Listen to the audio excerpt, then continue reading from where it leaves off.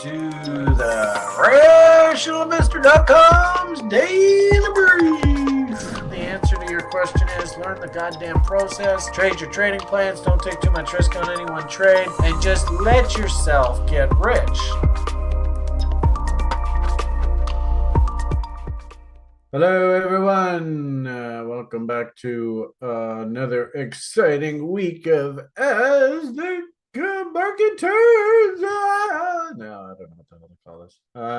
This is our daily brief video. This looks like it's a pretty quiet Monday morning. We got maybe a half a dozen people here watching. So if anything, that kind of is relieving because then I don't have to stress so much about performing like a monkey. Honestly, I don't know what the hell there is to say to here today. Unfortunately, and you know, it does go this way. This Monday here, almost a lack of economic drivers here today. So Monday out of the gate, you can see very quiet day news-wise. A couple minor prints. I think, yeah, we got purchasing managers index here in Canada came in slightly better than expected. So I suppose that's a good sign. Also is above 50, which is encouraging. We had a lot of economic data coming out recently that actually showed the Canadian economy just basically ground to a halt. Which doesn't surprise me. Actually, my name in the Zoom call is an old nickname that the politicians used to have for the guy who's running my country, his father, toilet water. Anyway, toilet. Quite sure why I said that, but anyway, I suppose you could argue that Canadians' economy kind of looks like toilet water right now. Anyway, we'll see what happens.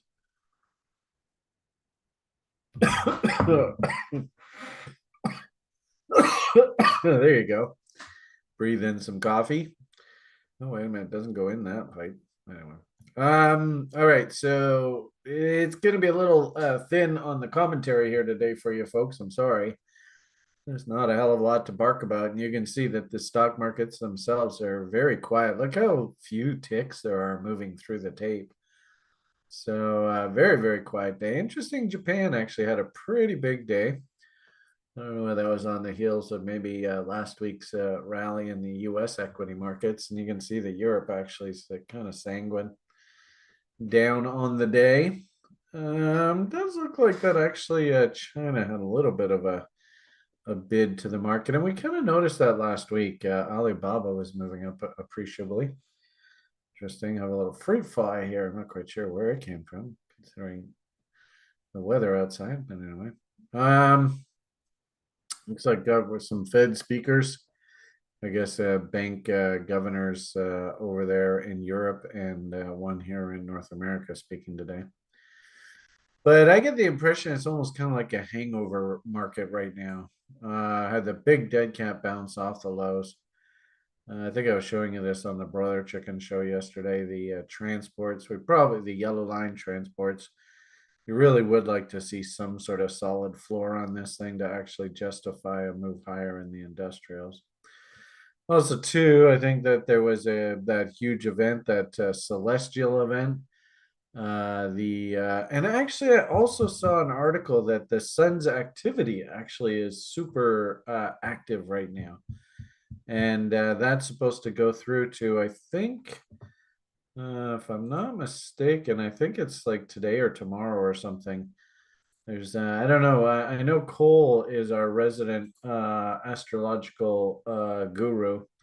He was the one that pointed out these celestial events, the eclipse. I don't know whether he follows the sunspots and the sun's activity, but if I understand correctly, there's supposed to be something big going on with that right now.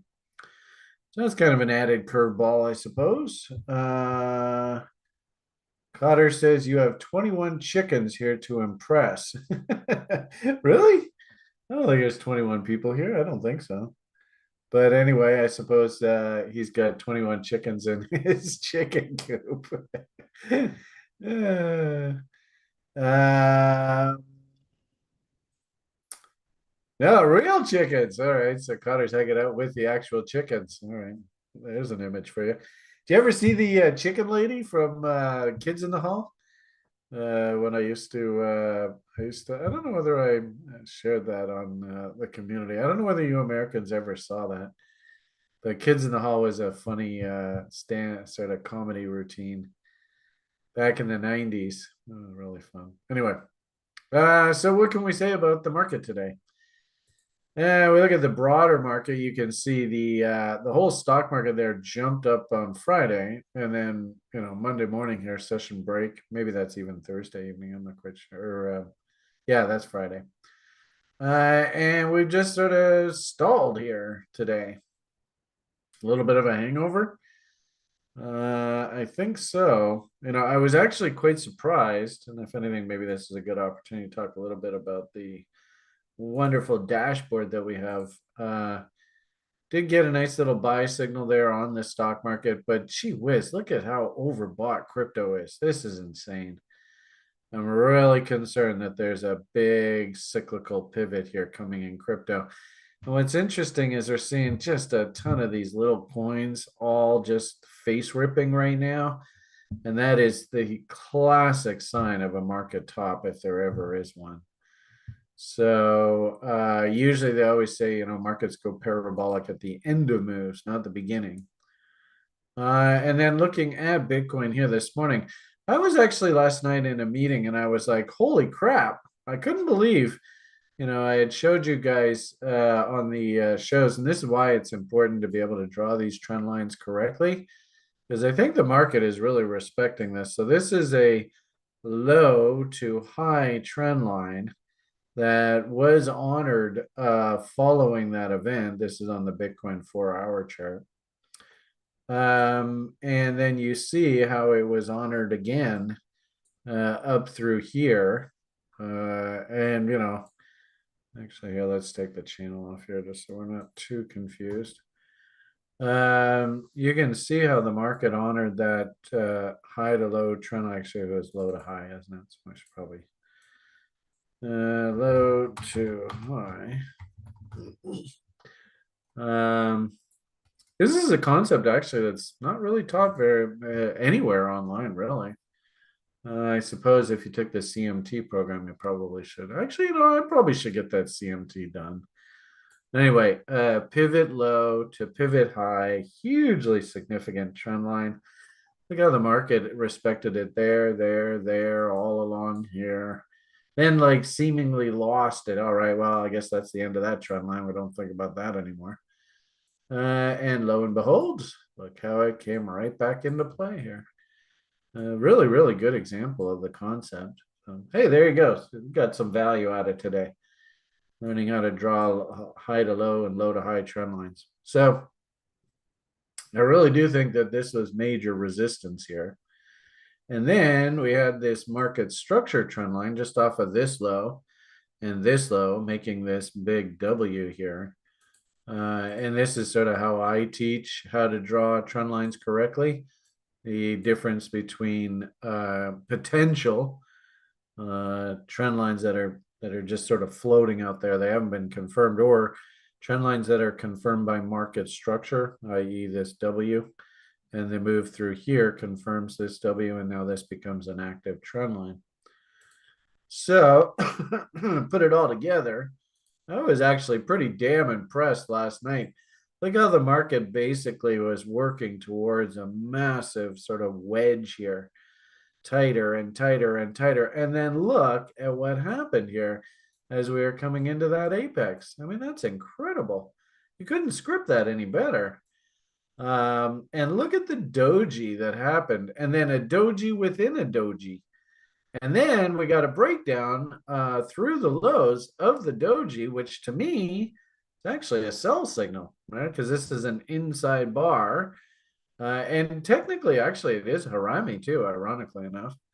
But an inside bar failure there, I actually have a legitimate sell signal there on a break of this low, 34,864, 34,864. And your stop should be above this big honkin' doji high here. So it's interesting. This is a 4 hour chart. So we were just sort of banging around, banging around, banging around. And, I woke up this morning and I saw a lot of these little ones, like this link just keeps going forward. But there's an 8 on the Tom DeMark. You know how Julian loves his Tom DeMark. So that's not a good sign. And then, of course, Sjord, the freaking crypto god, fundamental analysis picker, he brought this one to our attention, and I was just begging him, please, Stuart, help me, because I got the damn coins on this ledger thing, and I don't know how to get them. I don't even know how to access the damn coins. And then I went and tried to buy another coin that just looked absolutely beautiful here this morning. Maybe I'll save that for the after party. Encourage you to actually join our after party and join the site. Um, and I couldn't make it work on the ledger. I'm such a doofus. I mean, I love that. I mean, I trade like crude oil, right, and the futures contracts. So this was Chris and I this morning. I suppose we could talk about that in a minute if you want. But just finishing off that thought with crypto. I mean, these markets are just booming higher here, and of course, I convinced Jord to let them have a little bit of his hello, and of course, they move it another 15% higher here. We never say sell all of our positions; we just don't do that. But did encourage him to start spoon feeding yesterday. So I don't know what average sell price he got, but I'm sure he probably is looking at this morning going, thanks, Brian. Thanks a lot. Anyway, it's a trader's life. What I would just simply say is, draw a reload zone off of this entire range, and that's probably where you should think about this thing reloading it.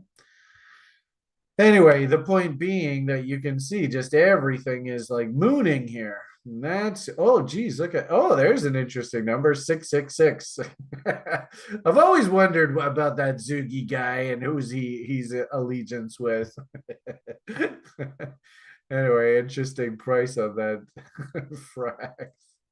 Suppose if this frax can get up through this 703.5 level, then we'll know, holy crap, huge market swing bottoms coming in. But anyway, so the point that I'm just trying to make here is I would say that very, very comfortably, I would say that crypto is very, very nosebleedy, very dangerous here. Enjoy the rallies as they're happening and spoon feed the market coins. Nothing wrong with that whatsoever. And like I said, I encouraged my buddy Sjord there to let him ring the register a bit. If I can get a hold of Sjord, I'd like to ring the register a little bit on this bad boy because you can see where I'm long.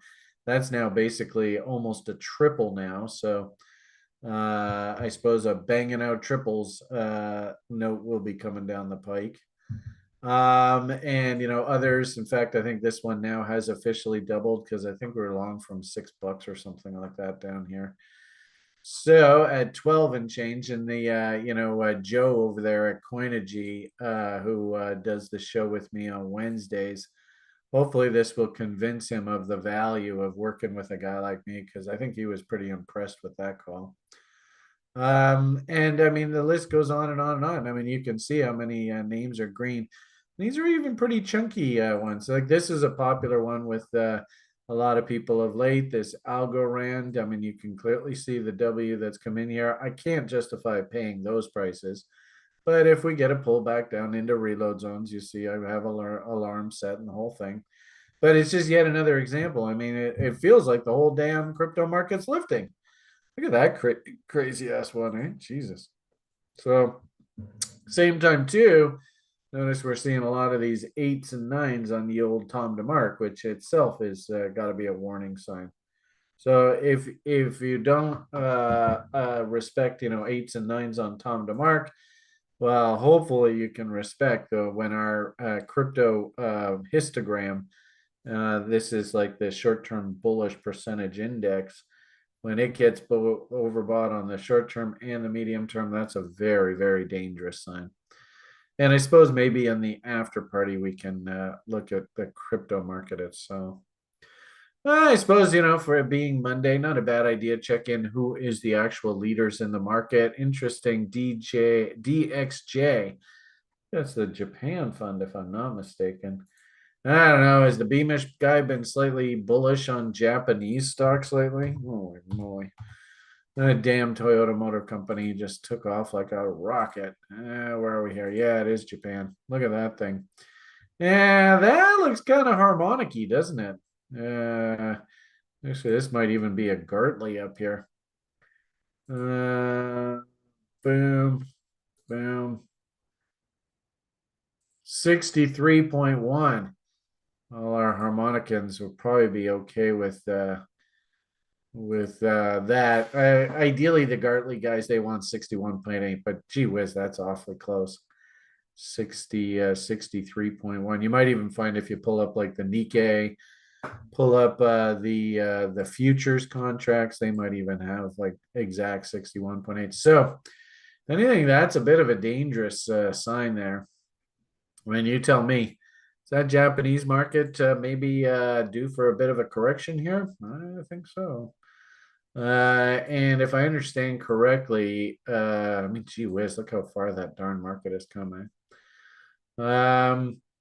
We might actually be transitioning into a period where the Japanese actually start remilitarizing. Of course, following the Second World War, they went for a generation or two as sort of a pacifist nation, but I think those days are limited.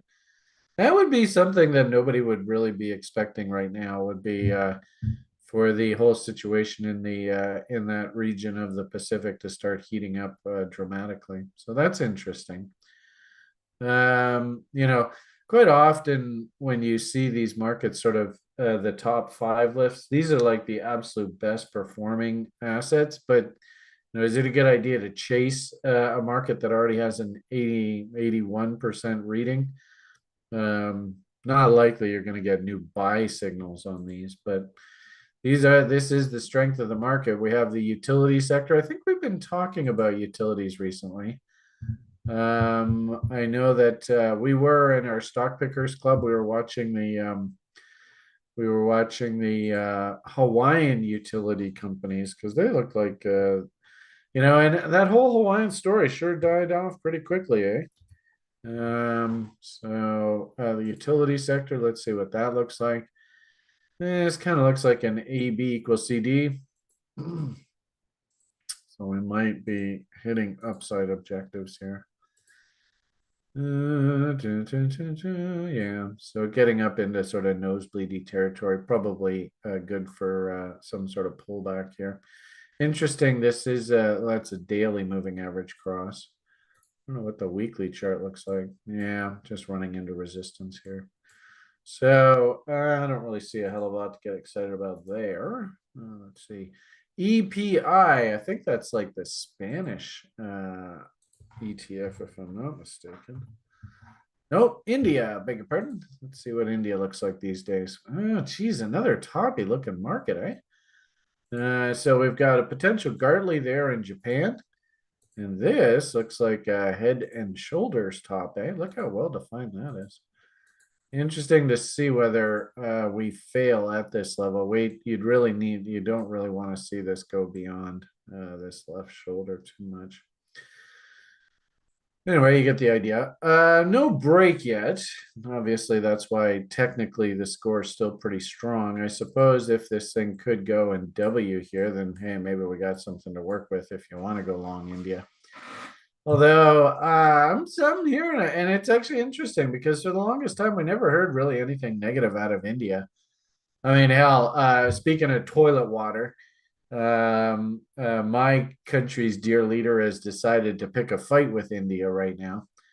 But I think I also saw there's some really weird things going on in the world. Like right now, the Pakistanis are like basically expelling all Afghanis from Pakistan right now, which is a bit of an odd thing. But there is something else going on in India. I can't remember what it is.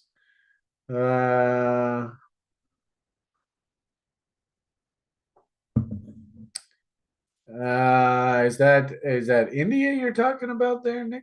Or are you talking about a different country? You're talking about Japan? Oh yeah. Well, I mean the issue I think more importantly is you know uh, how do you say this? How much of an effect was the booming US dollar beneficial to things like Japanese companies? I suppose Japanese yen's looking a bit heavy. And could we maybe have a period where the Japanese yen actually outperforms? And that might make Japanese stocks a little less attractive. That's probably a bigger driver. Let's see what the Japanese yen actually looks like. Actually, you know what? Let's do it over here. So many pretty charts, maybe too many. We're thinking about getting a laptop, and Julian's like, "Well, you don't need all that RAM as long as you don't have 50 tabs open with 5 million charts." Anyway, all right. So, is this yen maybe due for a little bit of a move the other direction? This is a weekly price chart. Don't The trend is clearly down, and actually, this is why I like using the weekly commodity trend survey kind of model. So you can see off of this weekly double top breakdown here, the moving average is crossed. So if we went and looked at things like the weekly commodity trend survey, and this is, like I said, I used to be a commodities broker.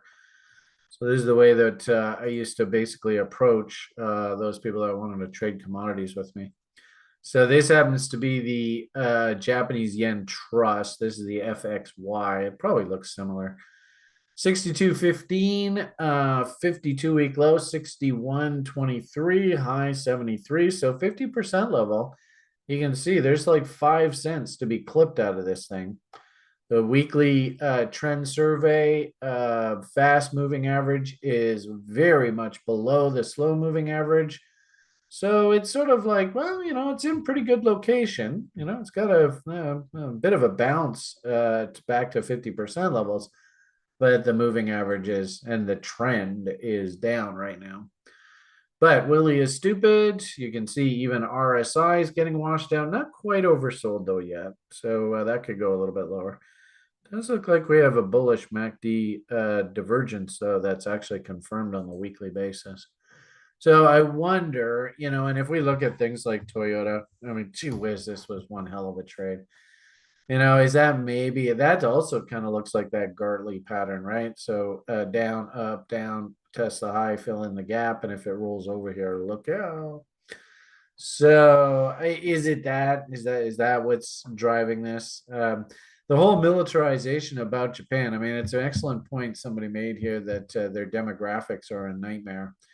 I would say Chinese demographics are just as bad. So maybe and in this modern day and age, especially Japan being all high tech and all, one interesting sort of side story to all of this, I don't think a lot of people are realizing, but do you see how actually like non-manned, could be a woman, but non actual human military interaction seems to be dominating in Ukraine?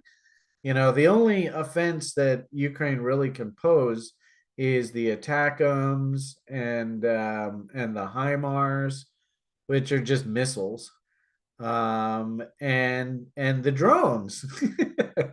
You could have a 70-year-old Japanese man flying the drones around, bombing the shit out of stuff. So you could, and now, I mean, have you guys seen, like, I was joking with Chris before we got the video going. I actually saw video footage of the Israelis actually shot down a ballistic missile in orbit with their laser cannon thing. That, of course, good old American taxpayers are paying for it. So thank you very much, America. Now, Israel's got, and how did the old Austin Powers line go? Freaking lasers. Does anybody remember that line? Anyway, so I wouldn't be surprised if Toyota here maybe needs to calm down a little bit, and probably also too we should look at things like Sony. Sony would be a good example. The only problem is I always never remember what the hell Sony's symbol is. Sony, there it is. Sony. Oh, that's a bold. There we go. Yeah, actually, he's already topped out. Isn't that interesting? Nobody's buying PlayStations? PlayStation. Uh,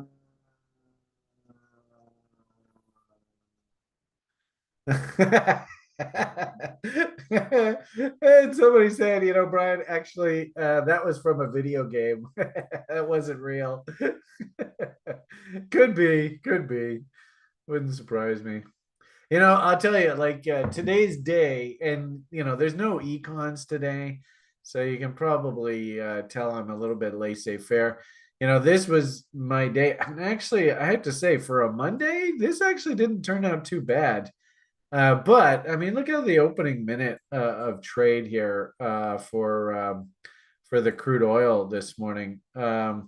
You'd have to be like a superhero to be able to pull this one off because it was just too difficult to trade.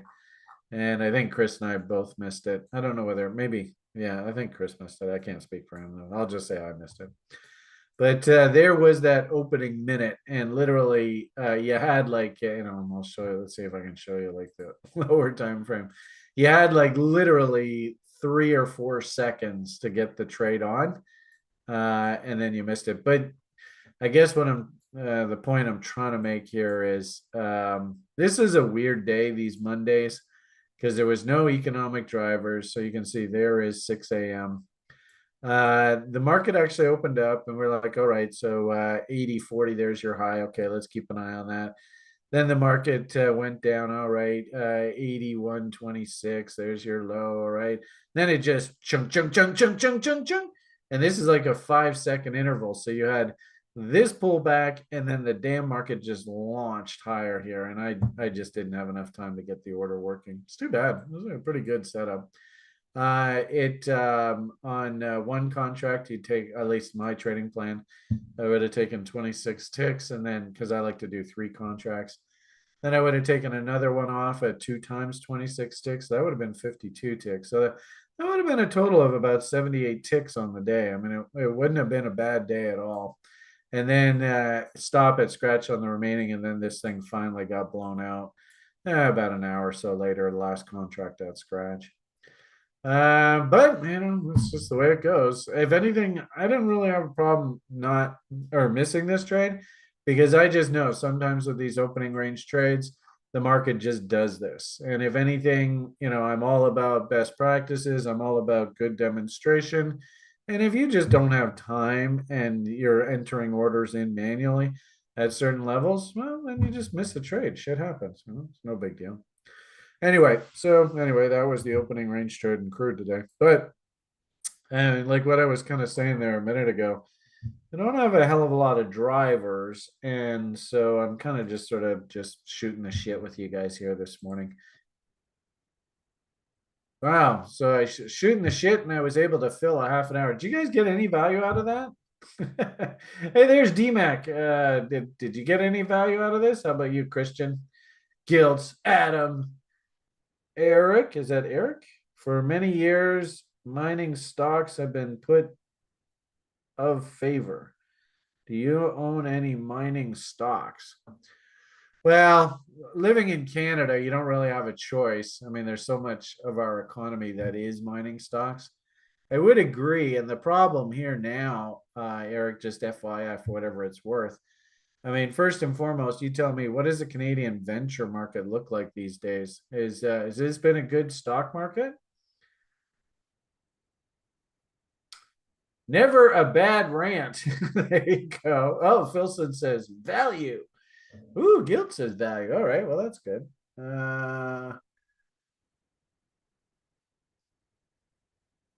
So just to answer your question here, Eric, what do you think the Canadian venture market looks like these days? So it's not really conducive to making a lot of money on the capital gains side from mining stocks. And in fact, actually, like this is a mining company that I like, Capstone. It's a copper company. Um, been in this thing a while, but I mean, what letter of the alphabet does that look like to you? Oh, Jesus. Let CTO speak tomorrow. Yeah. That DMAC guy tore a strip out of me for talking so much. And I might even just maybe even consider just not like I that's half the reason why I don't go on the video with Julian is he doesn't really like me interrupting him. So I just sort of like, okay, well, you just do your thing. Maybe that would be a good idea to do that with Sjord tomorrow. I don't know. But he's on in the after party, right? So, but anyway, maybe I'd just let him do the after party on his own. But anyway, answering your question here, Eric, you tell me, what letters of the alphabet do you see? And you don't even have to be cute about this. Up, down, up, see you later. And up, down, up, see you later. What are we supposed to think if we ever see the market smiling at us? So you tell me, are mining stocks a good place to be right now? I don't think so. Uh,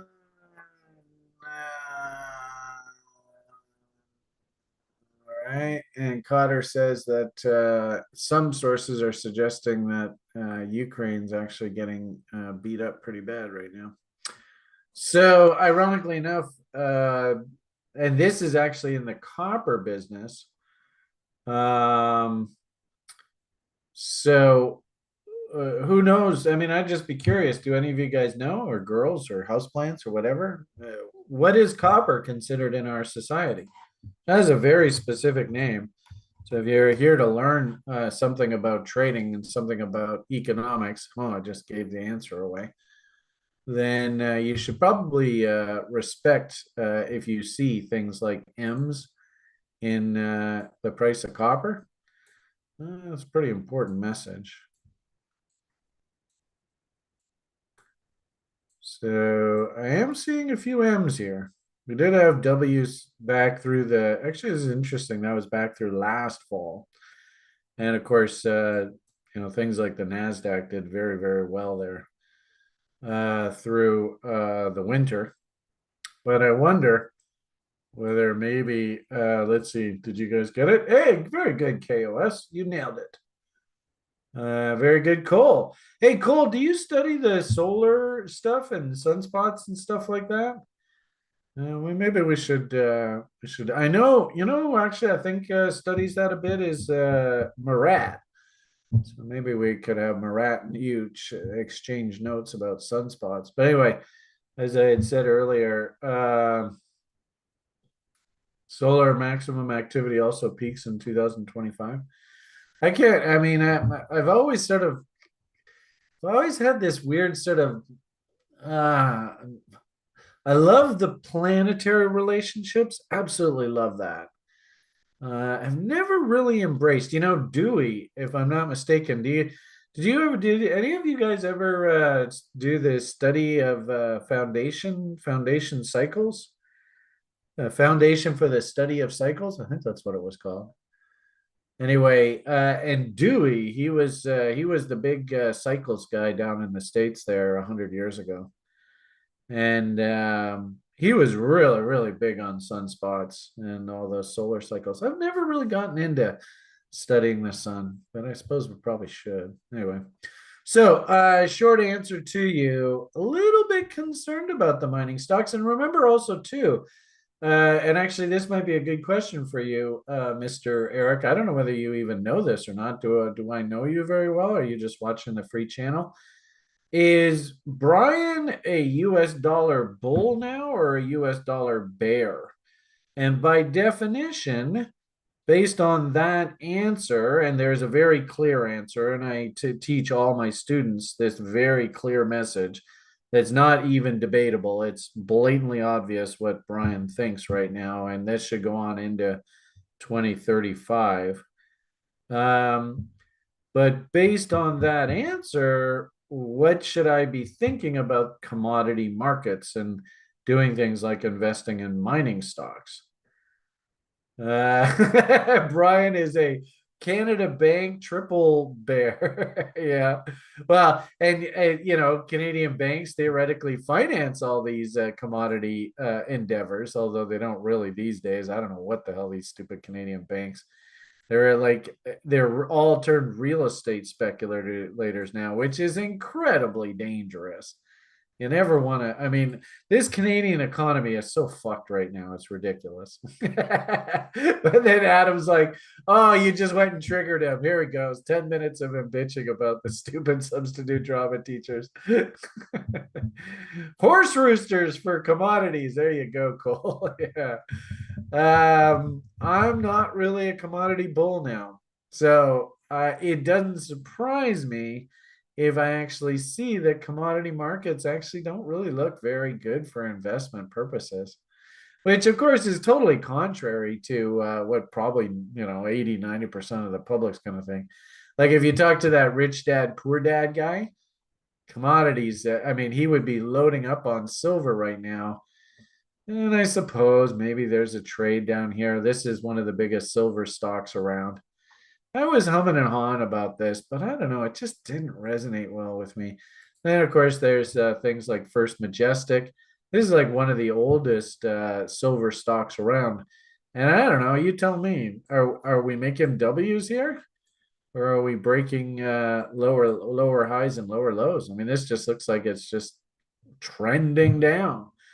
That's a weekly price chart. You can see where the weekly trend fired there on this. This is like one of the oldest silver stocks around. So it is really, really tough to be a commodity bull right now and a metals bull. Agnico Eagle, this was Ronnie Backman, a guy that used to be a client of mine, Ropart. Anyway, he was always in love with Agnico Eagle. And if there was going to be a gold stock that he'd invest in, it would be this one. I don't know. Doesn't really look compelling. Like ironically enough, you want to see an asset that I do like, and I'll give you a little hint, something I'm trying to buy here right now is I actually tried to buy it, but I wasn't able to get filled. I like when you see these big honking W's.